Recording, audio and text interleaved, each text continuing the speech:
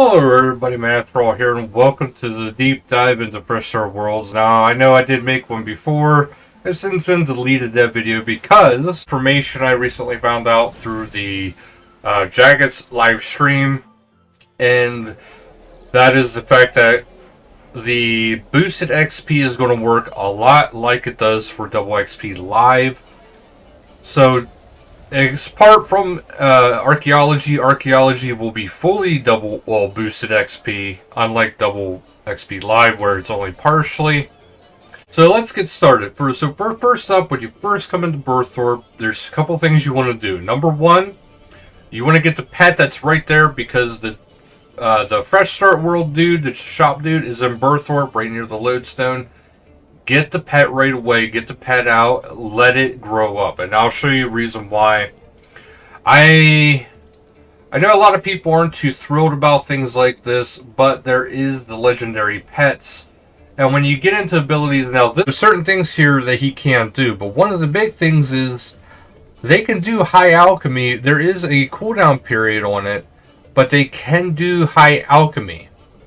And there's other things like item repair, Slayer finisher. That is going to be one that I would kind of actually do. That's one that I can't do on a hardcore account, so I don't generally do that. But since it is going to be a legendary pet, grab that legendary pet as soon as you possibly can, and then do that. After that, you want to unlock your dailies, because keep in mind you have to do multiple of the suggested skills. So when you first get into this, you won't see daily, you'll just see like a suggested category. You keep completing that suggested category until the dailies unlock. Once dailies unlock, you're in a lot better shape because it's pretty awesome.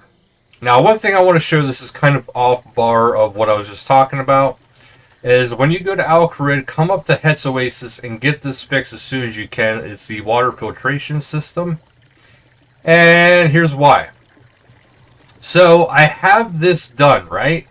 Now look at all this stuff I got. I just got an uncut ruby, a pointy tooth, I'm not sure what that is, uncut emerald, holy hawks, I got an elder trove, big T1, big tier 3, casket, 20k. There's a lot of stuff you can get from this, okay? So we're going to bank that because, well, some of this is pretty cool, and I don't quite know what pointy tooth is. I think I have an idea of what pointy tooth is for. But as a result, though, I got these caskets. Let's see if this is just a pet. No, it's not a pet, so it's probably for one of the alligators around here. But let's open the big one. So I just got 10 or super restores, and then let's big 3, 4, 12, 12 super restores at 4 doses. So I have a lot of super restores, stuff I can't even make yet in this account. But it's free potions. But there is other stuff, obviously, that you can get from it. But that 20k is pretty nice, especially early on. And the longer you let it sit, the better and better it gets. So maybe you want to collect from it every week or maybe every 2 weeks. I would definitely go ahead and do that. But other than that, I would definitely recommend, make sure you get your dailies unlocked. Do all your dailies. Do all your weeklies and all your monthlies. And since this is coming out at 8 o'clock in the morning for game time, make sure you get all your dailies done before the reset time, because keep in mind, now if you're on US East Coast like I am, reset is at 8 p.m. So you want to make sure you have all your dailies done by 8 p.m. All your weeklies, you want to have them done by Tuesday. Well, for me, it's Tuesday at 8 p.m. So you want to make sure you have all those done. So this is coming out on a Monday. The weekly reset is the very next day. So one of the big things you kind of want to do too is you want to do the Shadow over Ashdale as well. I know it's not going to be a lot of XP right out the gate, but it's going to be a decent amount of bonus XP to start. Also, why miss out on bonus XP if you don't have to? Now, that quest is one that scales with your level. So that's why it's very possible to be able to do it right out the gate like that. Also, keep in mind whenever you go to do quests, try to get as many quests done within the first few weeks as possible, especially if you're doing the competition. And when you go into it, hide done, can complete, and have that can complete selected. This way you know the quests you can do, and so you don't have to worry about it when the time comes. Because then you're going to be able to do the quests. You'll be able to get an extra amount of XP. Keep in mind, XP rewards are not boosted, but you will be getting XP that way. And you'll also be getting unlocks, and unlocks are going to be huge later on depending on what the prerequisites unlock. You want to try to get the Beneath Curse Sands early on. Main reason being is because you want to be able to get the Giant Oyster. I know it might not sound like it makes sense to get the Giant Oyster. It's not necessarily just for the rewards. This is something that Mod Spear was actually discussing too. It's not so much about the rewards as it is about the fishing and farming XP you can get from this. Also, make sure you get your Herbie Werby going. Keep in mind, you don't have to really do anything to be able to get to Anachronia, other than just go there. So go to Anachronia, get that started. I know it's going to take a little bit to get everything started. One of the first things I built was the lodestone. This way I could just teleport straight there with this account.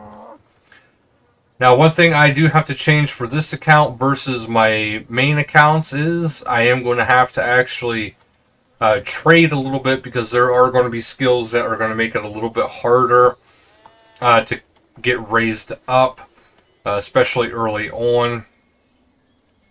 Trading is going to be kind of important, because it's just not everything is going to be possible without trading. So you're going to have to trade a little bit as time goes on, but do try to get as much done like that as you possibly can. If you want to save yourself some headache and some expenses, try to make sure you have a skill rotation going down. For instance, this goes for all my accounts, even before the Iron Man stuff.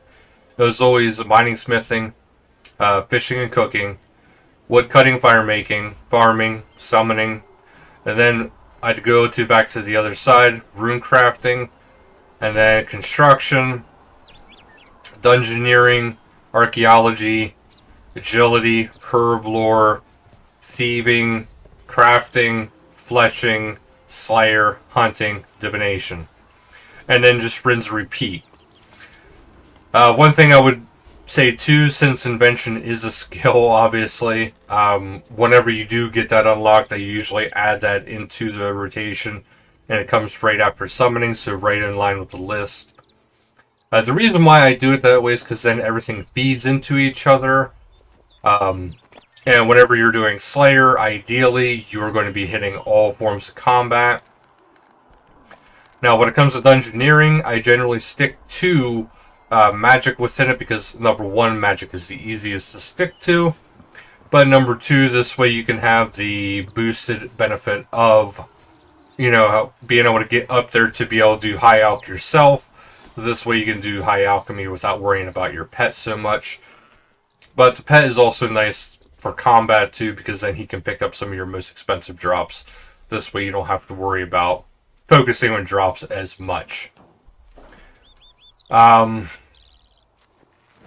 I gotta say, I personally think those are the biggest things to focus on. If you want to be combat oriented, you know, try to adjust some of that, but the main points that I wanted to make out today was just the fact that you want to make sure you have, if you're doing a broad sweep like I am doing, make sure you're doing a broad sweep. So have a skill rotation setup that works for you. If you're doing a broad sweep, try for maybe every 20 levels. First few weeks, do quests, get on as many unlocks as you possibly can.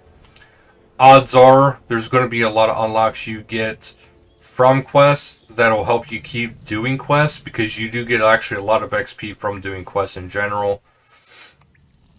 So those are things to keep in mind. But the biggest thing I wanted to make sure you guys remember is the fact that you want to make sure you unlock your dailies right out the gate, because that's going to be a really big deal, is getting dailies going, because dailies are pretty good. Money making, there is a few ways. I'm not sure how some of these things are going to be with the bonds. Personally, I say don't bother using bonds from a different account, because maybe you should be just trying to get bonds through your main account. And I know this is going to probably be a little controversial, but if you can get 2 bonds onto your account, try to get the Dwarven Instinct aura that way. And also try to get the Desert Pantheon aura. So if you go in through here, and if you go into bonds, I don't know if this will be available during the Fresh Start Worlds that you can do it this way. But if you do it that way, you got some pretty good bonuses for the pulse cores and just for XP boost in general. I don't know, like I said, I don't know if those will be available for it, and I know that's a very controversial thing to suggest. But I mean, if it's something, if you really want to try to get as far as you can, reward-wise, that's going to have an impact. Hate to say it, but it's going to have an impact. And one reason why I do suggest sometimes heavily into dungeoneering is because you want to be able to get stuff like the Charming Imp. You want to be able to get stuff like the Bone Crusher, because that's going to help you with, summoning prayer, which, let's face it, are not the easiest things to train. But I think that's all I can really suggest. There is different money-making ways too. I just want to show you here because, as you can see, there's quite a few of these things cost a decent amount. I still don't have enough to be able to afford some of those stuff. I wouldn't worry about getting herbicide through here, because you can get herbicide through the farming activities, or the player and farm. There is something that I forgot about, and thanks to the stream I was able to remember, and that is actually the reward system for completing quests, and that's one of the reasons why I'm suggesting quest doing. If you get into here, I probably can't claim anything yet. Yeah, I only have 12, and in order to get the first one, you have to have 25, and then you have the tier 1 magical dice. So, I mean, there's some pretty cool stuff you can get. Yeah, see, I can't even get the first one. But there's some pretty cool stuff you can get through this, and then there's also all this stuff you can kind of get. Yeah, so even here's one too. If you want to build that up, you can get that going. So keep in mind, there is a lot of stuff that are very, very useful. You can use that. I even forgot about that.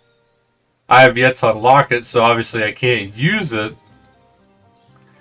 But it's little things like that that are very important to try to kind of unlock these kind of things. But yeah, money making, like I said, you got a few things there. Eventually, when you get higher and higher skills, it gets very easy. Construction, I will give my tips and tricks about construction later on. I will actually be doing videos as time goes on about my expedition through this, and just to show you guys that getting even 120 construction in an event like this is going to be very plausible. And my goal is to get 120 construction by the end of the competition period. So keep that in mind, and we will have a bit of a celebration if I can hit it. If I can't, I'll do something else. I don't know. Maybe I'll do like an embarrassing video, because my goal And it's partially due to the live stream from Jagex, as they were saying it would be a bit crazy to get 120 construction throughout the entire event.